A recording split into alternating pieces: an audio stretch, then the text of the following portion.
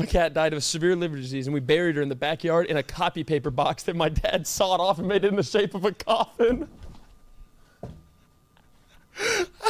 I remember that. I swear to God, that's real. Did it stink?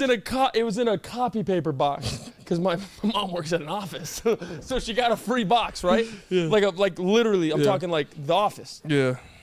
All those paper stuff. She got a box, brought it back. My dad sawed off the edges, made it a little tombstone coffin thing. And then I took a big fat Sharpie and wrote R.I.P. Sammy will always love you, broke down into tears, and my dad went in the back with a shovel and buried the cat in the yard.